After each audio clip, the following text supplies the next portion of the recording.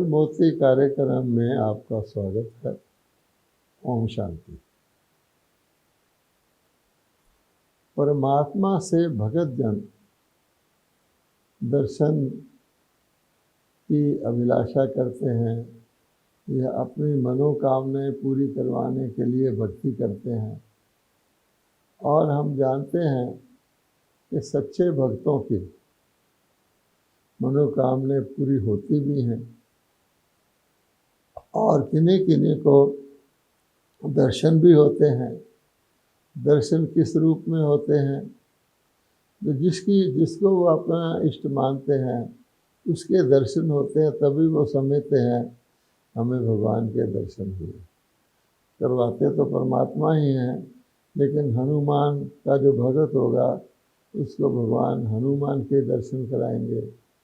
जो श्री राम को मानने वाला होगा उसको श्री राम के दर्शन हो, तभी वो समझेगा मुझे परमात्मा के दर्शन हुए। इसी प्रकार से अनेक प्रकार की मनोकामनाएं मनुष्य रखते हैं, सच्चे दिल से भक्ति करते हैं तो भगवान उनकी भी मनोकामनाएं पूर्ण कर देते हैं। तो क्या प्रभु मिलन परमात्मा की भक्ति इसीलिए होती है? वास्तव में ये उसी प्रकार है जैसे एक संसार में एक बच्चा अपने पिताजी से टॉफ़ी मांगता है या खिलौना मांगता है। छोटा बच्चा है, पिताजी तो बहुत बड़े सेठ हैं, बहुत बड़े व्यक्ति हैं, धनवान हैं। बच्चा क्या करता है? बच्चा जाएगा, पिताजी ये खिलौना ले लो, पिताजी ये टॉफ़ी ले लो। तो पिताजी ले देते हैं, लेकिन अंदर से मुस्कुराते हैं कि बच्चा अबोध है, ये मेरी संपत्ति को नहीं जानता है, बड़ा होकर जानेगा, देखो मेरे से क्या मांग रहा। इसी प्रकार से भक्त जब भक्ति करते हैं, अब प्रभु जी दर्शन दे दो, अच्छा दर्शन दे भी देंगे, उससे तुम्हारा क्या कल्याण हो जाएगा। वो प्रसन्न हो जाते हैं। बस दर्शन भी किस रूप में? जिस रूप में वो चाहते हैं। आप देखेंगे हमारे देश में हनुमान जी के बहुत भगत हैं। ऐसे भगत हैं जो हनुमान जी के दिन जाके मंदिरों में लाइनें लगी होती हैं, उन्हीं को वो मानते हैं। फिर देखा जाए तो हनुमान जी फिर श्री राम जी को मानते हैं, उनके चरणों में बैठा हुआ दिखाते हैं। हनुमान जी सीना फाड़ के दिखाते हैं कि देखो मेरे हृदय के अंदर राम है। आगे चले तो श्री राम जी शिव जी की भक्ति करते हुए दिखाते हैं। ये रामेश्वरम में बताया जाता है कि शिव निराकार शिव की राम ने भक्ति की थी। अब भगत हनुमान की भक्ति कर रहा है, हनुमान जी राम जी की भक्ति कर रहे हैं, राम जी शिव जी की भक्ति कर रहे हैं, तो आखिर परमात्मा तो शिव ही हुए। हमारे देश में शिव को ही परमात्मा ने नमः कह के याद करते हैं, अन्य को तो देवता कहते हैं। श्री राम जी को भी देवी देवताओं की कैटेगरी में श्री राम श्री सीता को गिना जाता है, क्योंकि वो शरीरधारी हैं। तो कहने का भाव ये है कि भक्तों की भक्ति, कहा जाता है भक्ति बहुत समय से चली आती है, लेकिन भक्ति का लक्ष्य क्या है और लक्ष्य मनुष्य जीवन का क्या होना चाहिए। अच्छा, एक और प्रश्न बड़ा रोचक पैदा हो जाता है, वो ये है कि क्या परमात्मा केवल भक्तों को ही मिलते हैं, यानी जो उनकी भक्ति करता है उसी को मिलते हैं, या भक्तों के लिए ही धरती पर आते हैं? ये भी सोचने की बात है। इसका मतलब तो ये हो गया कि जैसे किसी व्यक्ति की कोई चापलूसी करता है या किसी व्यक्ति की महिमा करता है दुनिया में अपना काम निकलवाने के लिए, आप बहुत अच्छे हैं, आप तो बहुत दरिया दिल हैं, आप तो बहुत कृपालु हैं, तो क्या इस प्रकार से भगत जो परमात्मा की भक्ति करते हैं उनको ही परमात्मा मिलता है, कि उनका ही कल्याण करता है, या यूँ कहें कि परमात्मा भक्तों का ही है, बाकियों का नहीं है? ये सवाल पैदा होता है। अब हमें देखना चाहिए, इसका कारण ये है कि मनुष्य परमपिता परमात्मा के दिव्य कर्तव्यों को जानते ही नहीं, ना वो अपना परमात्मा से संबंध जानते हैं, ना परमात्मा से हमको क्या प्राप्ति हो सकती है, कितनी प्राप्ति हो सकती है। तो सर्वशक्तिवान है, ना तो वो ये जानते हैं। इसलिए वो अपने अपने ढंग से परमात्मा को समझे हुए हैं। परमात्मा को कर्तव्यों के ना जानने के कारण कई कह देते हैं सब कुछ परमात्मा ही करता है, वही करता कराता है, उसके हुक्म के बगैर तो पता भी नहीं हिलता। फिर बहुत सारी और प्रकार की मतें हैं। कई फिर दूसरी तरफ बात कह देते हैं परमात्मा कुछ नहीं करता, परमात्मा तो हमको हमारे कर्मों का फल देता है, बस। परमात्मा इस दुनिया में कुछ नहीं करता, वो कर्म करने से परे है। अब क्या परमात्मा सिर्फ हमको देखता रहता और हमारे कर्मों का फल ही देता रहता है? अगर हम खराब कर्म करते हैं वो खाली खराब का सज़ा दे देता है, दुख दे देता है? या परमात्मा परमात्मा है, उसको लोग याद करते हैं सदगति के लिए, कल्याण के लिए, ज्ञान के लिए, दुख हरने के लिए, तो ज़रूर कुछ ऐसा भी करता होगा जिससे मनुष्य दुख से बच सकें, उनको ज्ञान देता होगा। इसलिए एक बात तो ये है। दूसरी बात है, अगर परमात्मा परम पिता है तो सारे विश्व के सभी के परम पिता हैं। ऐसे तो नहीं कि वो अपने भक्तों के केवल परम पिता हैं। तब ये सोचना पड़ता है कि आखिर परमात्मा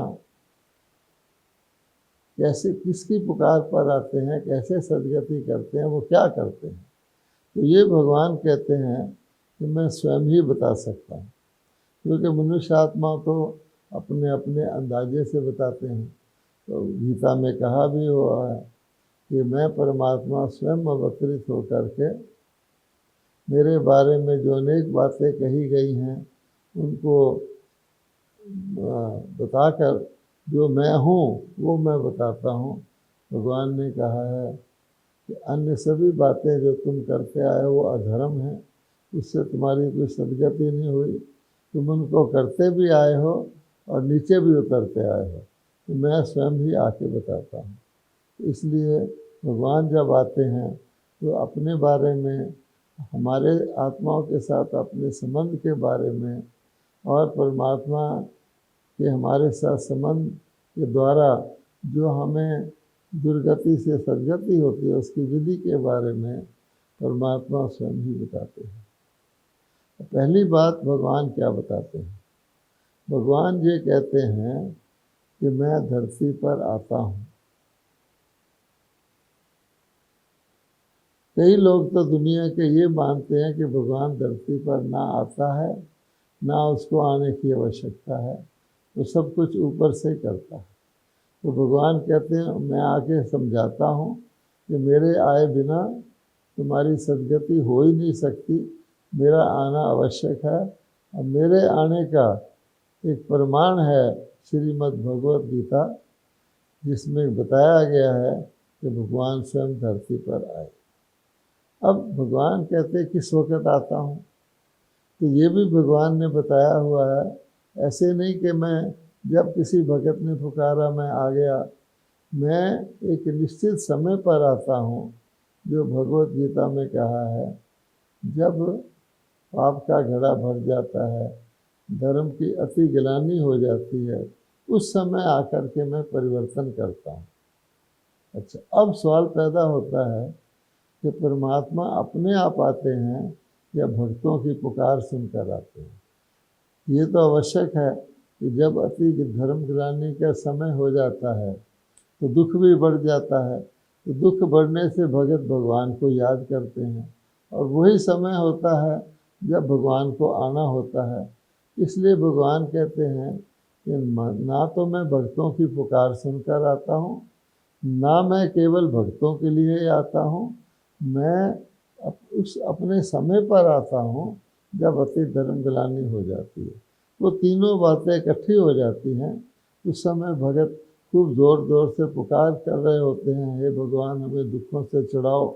जैसे आजकल आप देखते हैं कि किसी देश द्वारा बम फेंके जाते हैं, तो बम से सारे के सारे शहर उड़ जाते हैं, तबाह हो जाते हैं, तो उसके अंदर जो रहने वाले लोग हैं वो परमात्मा को पुकारते हैं, ये भगवान हमें ये क्या हो गया, हमें बचाओ। जो उस दृश्य को देखते हैं वो भी परमात्मा को पुकारते हैं कि परमात्मा हमें इससे छुड़ाओ। इसलिए भगवान कहते हैं अगर मैं भक्तों की पुकार सुनकर आता तो मैं केवल भक्तों का ही कल्याण करता, लेकिन मैं तो सबका पिता हूँ, इसलिए मैं सबके लिए आता हूँ और मेरा निश्चित समय है और सबके लिए सबका ही कल्याण करता हूँ।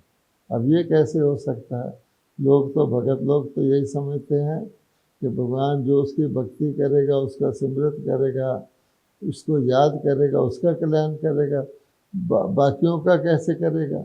मान लो कोई दुष्ट आत्मा है, कोई पाप आत्मा है, उसका क्या भगवान कल्याण करेगा? तो भगवान कहते हैं हाँ, मैं सबका रचयिता हूँ, सभी का परम पिता हूँ, सबका मालिक हूँ। तो जैसे संसार में भी एक पिता होता है, उसका कोई बच्चा लायक होता है, कोई नालायक होता है, लेकिन पिता के तौर पे तो उसके दोनों बच्चे हैं, दोनों का ही वो सुख देखना चाहेगा।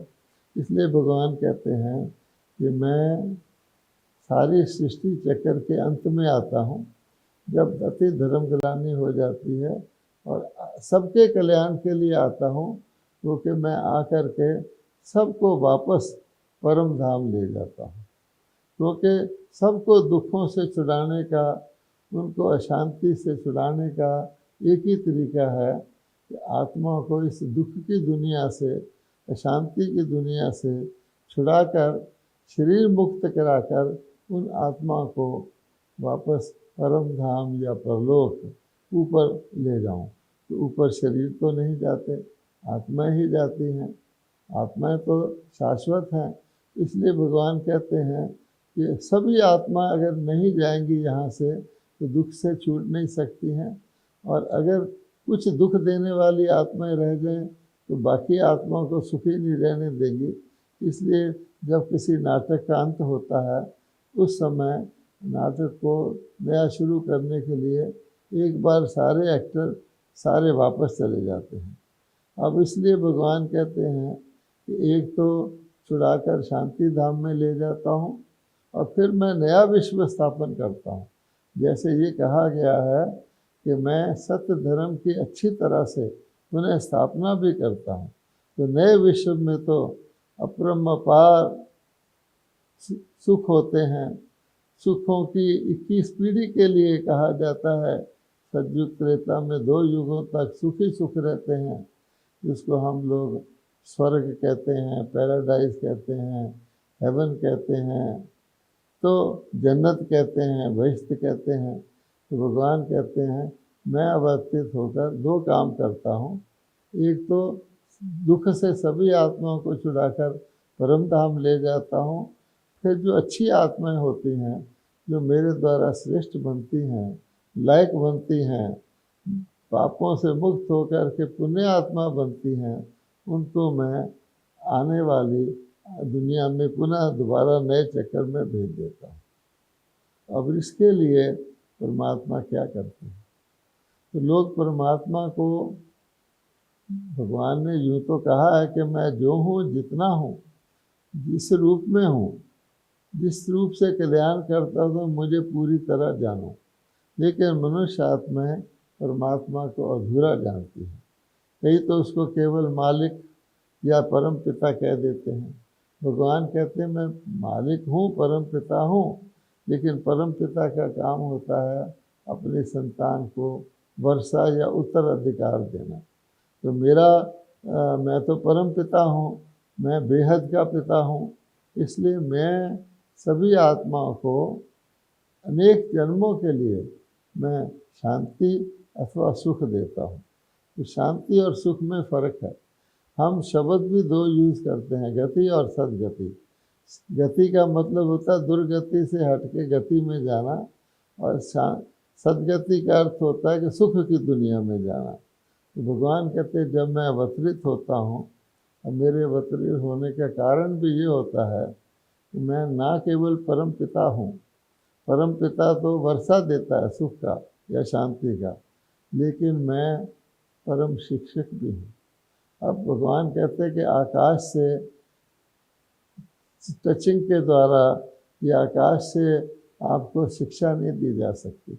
शिक्षा देने के लिए भगवान को नीचे आना पड़ता है, क्योंकि पाप आत्माएं तो ऊपर आ नहीं सकती। तो जो शिक्षा देते हैं भगवान, वो किस लिए देते हैं कि पिछले जो आपके जन्मों से आत्माएं कलयुग में आकर के आसुरी स्वभाव संस्कार वाली बन गई होती हैं, दुखदायी बन गई होती हैं, उनको सुखदायी बनाने के लिए, लायक बनाने के लिए, पुनः देवता बनाने के लिए भगवान शिक्षा देते हैं। एक राजा भी अपने बच्चे को शिक्षा देने के लिए भेजता है। शिक्षा से क्या होता है कि योग्यता आती है। तो भगवान कहते हैं मैं परम शिक्षक भी हूँ, और उसका प्रमाण है कि भगवान ने आकर के श्रीमद् भगवत गीता के रूप में, श्रीमत के रूप में मनुष्य आत्मा को ज्ञान दिया। और फिर भगवान कहते हैं तीसरा काम मेरा है सतगुरु का। तो गुरु का काम होता है गति करने का, कि मैं सभी आत्माओं को मार्ग दिखा करके उनको परम धाम में ले जाता हूँ। तो तीन रूप भगवान के होते हैं, परम पिता, शिक्षक और सतगुरु। तो ये तीन रूपों को जानने से और तीनों का लाभ लेने से ही व्यक्ति सतगति को पाता है, और अर्थात आने वाली नई दुनिया में जन्म का अधिकारी बनता है। यहाँ एक बात नोट करने की है कि जब कलयुगी दुनिया का अंत होता है, उस समय सारी आत्माएं परम धाम से नीचे आ चुकी होती हैं। जैसे आज की दुनिया में देख लें, अब कलयुग है, घोर कलयुग है, पुरानी दुनिया के अंत का समय है, तो 850 करोड़ आत्माएं लगभग धरती पर उपस्थित हैं।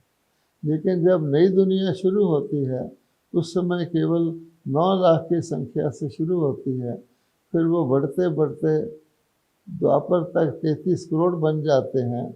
तो इसलिए ये भी जानना ज़रूरी है कि परम धाम में परमात्मा सब आत्माओं को ले जाते हैं, और फिर नई दुनिया में आत्माओं का पुनः आना शुरू होता है। अब भगवान कहते हैं कि शिक्षक के रूप में मैं क्या करता हूँ।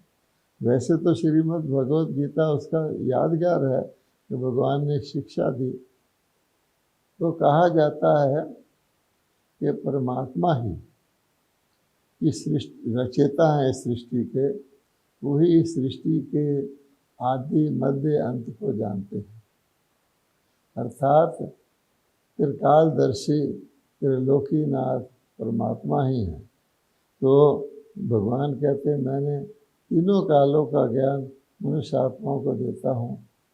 कि एक तो होता है स्थान का ज्ञान, एक होता है समय का ज्ञान। स्थान के ज्ञान को ज्योग्राफी कहते हैं और समय के ज्ञान को हिस्ट्री कहते हैं। तो भगवान कहते हैं मैं त्रिकालदर्शी के तौर पे समय का ज्ञान देता हूँ। अर्थात ये सृष्टि चक्कर जो एक अनादि चक्कर है, उसका एक कल्प कब शुरू होता है, किस स्थितियों में शुरू होता है, मैं ही उसको शुरू करवाता हूँ। फिर कैसे कैसे वो सृष्टि चक्कर चलता है, बीच में आता है, फिर अंत में आता है, जिसको हम लोग जानते हैं कि सतयुग से त्रेता, त्रेता से द्वापर, द्वापर से कलयुग, सतोगुनी से रजोगुनी, रजोगुनी से तमोगुनी, ऐसे दुनिया बनती है। इसको हम कह सकते हैं विश्व का हिस्ट्री एंड ज्योग्राफी, बेहद का इतिहास और बेहद का भूगोल, क्योंकि परम धाम से आत्माएं आती हैं। ये कैसे चलता है और फिर पुनरावृत्त कैसे होता है, क्योंकि सृष्टि चक्कर अनादि है। जैसे दिन रात का चक्कर अनादि होता है, तो दिन रात के चक्कर में सुबह से शुरू होता है, रात पड़ती फिर सुबह से शुरू हो जाता है। ऐसे ही भगवान कहते हैं कि ना केवल इस चक्कर का आदि से अंत तक मैं ज्ञान देता हूँ, बल्कि फिर ये पुनरावृत्त मैं ही आके करवाता हूँ। और उसको सुदर्शन चक्कर भी कहा जाता है। तो भगवान ने, वैसे तो कहते हैं गीता के भगवान के हाथ में सुदर्शन चक्कर था, परंतु उन्होंने श्री कृष्ण देवता जी के हाथ में सुदर्शन चक्र दे दिया है।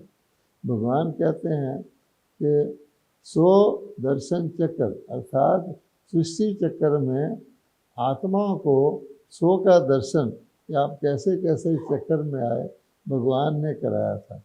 सुदर्शन चक्र कोई हथियार नहीं था, बल्कि विकारों के गले काटने वाला अर्थात पतितों से पावन बनने के लिए इस चक्कर को घुमाने से पता लगता था कि हम आत्माएं आदि काल में सतयुग में कैसी थी, अब कलयुग में आके कैसी हो गई हैं। तो भगवान कहते हैं इस चक्कर को घुमाते रहने से मनुष्य आत्मा को स्मृति रहती है, जिसको हम सो हम भी कहते हैं। हम सो देवता थे, देवता देखो कैसे पावन से पतित होकर के नीचे गिर के आ गए, अब पुजारी बन गए हैं। इस चक्कर को पुजारीपन से घुमाएंगे तो अपने में हिम्मत भी आएगी, स्मृति भी आएगी और समर्थी भी आएगी कि हम सचमुच देवी देवता थे। नहीं तो आज का मानव तो अपने आप को देवताओं के चरणों की धूल समझता है, वो सोच भी नहीं सकता मैं कभी देवता था। ये समझता है कि मेरे पूर्वज देवता थे, लेकिन भगवान कहते हैं तुम ही पुनर्जन्मों में आए हो, पूर्व जन्मों में तुम ही देवता थे, इसीलिए मैं तुमको ज्ञान देने आया हूँ। और उसके लिए भगवान कहते हैं क्या हो गया, अच्छा, इसी के लिए भगवान कहते हैं कि मैं तुमको इस दुनिया से तुम्हारी वैराग वृत्ति दिलाता हूँ, जिसको नष्टो मोहा कहा गया है गीता में। नष्टो मोहा स्मृति लब्धा, क्योंकि अब आत्माओं को परम धाम जाना है, इसलिए इस दुनिया से तो उनको वैराग करना पड़ेगा। तो सबसे ज़्यादा इम्पॉर्टेंट वैराग शरीर का होता है, कि शरीर से ही आत्मा का सबसे ज़्यादा मोह होता है। इसलिए भगवान कहते हैं नष्टो मोहा बनाने के लिए मैं तुमको एक ऐसी युक्ति बताता हूँ जिसको कहा जाता है भगवान को कहो भगवान सब कुछ तेरा, मेरा सब कुछ तेरा, मैं तेरा, मेरा मन तन मन धन हर चीज़ तेरी। और तेरे को तेरा कहकर फिर भगवान कहते हैं उसको तुम अब ट्रस्टी बन के यूज़ करो, अब ये मेरा नहीं है, भगवान को दिया हुआ है। इसको ट्रस्टीशिप कहते हैं। परमात्मा किसी का लेता नहीं है।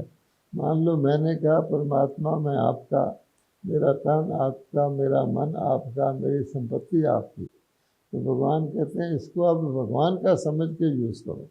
ये भाव होता है इसका, ममत मिटाने के लिए। इस प्रकार से परमात्मा ममत मिटाने के लिए अभ्यास कराते हैं। और फिर वो ये भी समझाते हैं कि सृष्टि नाटक, क्योंकि हर नाटक की अवधि होती है, एक्टर को पता होता है कितना समय मैं इस नाटक में आता हूँ। तो शास्त्र लिखने वालों ने, हमारे लिखने वालों ने तो इसकी अवधि लाखों वर्ष कर दिया इस नाटक की, 4,32,000 वर्ष। लेकिन भगवान कहते हैं इतने वर्षों का नाटक की तो स्टोरी को याद भी नहीं कर सकता एक्टर। वास्तव में वो बताते हैं कि 5,000 वर्ष का नाटक है। सतयुग से लेकर कलयुग के अंत तक 5,000 वर्ष होते हैं, जिसमें आत्माएं पुनर्जन्म लेते लेते देवता रूप से लेते अंत तक आती है। तो 84 जन्म ज़्यादा से ज़्यादा लेती है 5,000 वर्ष में। क्योंकि ये 84 का चक्कर हमने लाखों बार घूमा है, तो लोगों ने इसको 84 लाख का चक्कर कहना शुरू कर दिया। फिर भूल से मनुष्य की 84 लाख योनियाँ बता दी हैं कि हम शायद बिच्छू छिपकली आदि भी बनते हैं। भगवान कहते हैं ऐसा नहीं है, मनुष्य आत्मा के रूप में पुनर्जन्म लेती है। दूसरी बात भगवान आके शिक्षक के रूप में बताते हैं कि आत्मा को शरीर से मुक्त होने के लिए, विदेही बनने के लिए शक्ति चाहिए। ये शक्ति परमात्मा को याद करने से आती है, जिसको सतगुरु कहा जाता है। परमात्मा कहते हैं मैं परम आत्मा, परम धाम निवासी हूँ और लोक निवासी हूँ, ज्योति स्वरूप हूँ।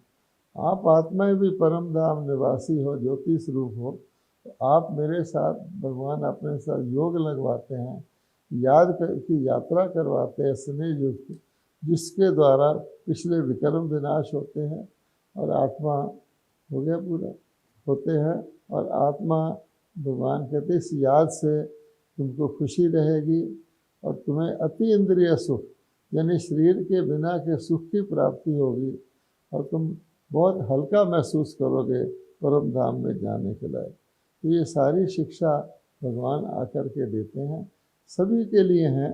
वो कहते हैं अन्य आत्माओं को मैं शांति धाम में भेज देता हूँ और जो मेरे द्वारा भारतवासी ज्ञान लेते हैं उनको मैं सतयुग में देवी देवता के रूप में भेज देता हूँ। इस प्रकार से चक्र चलता है।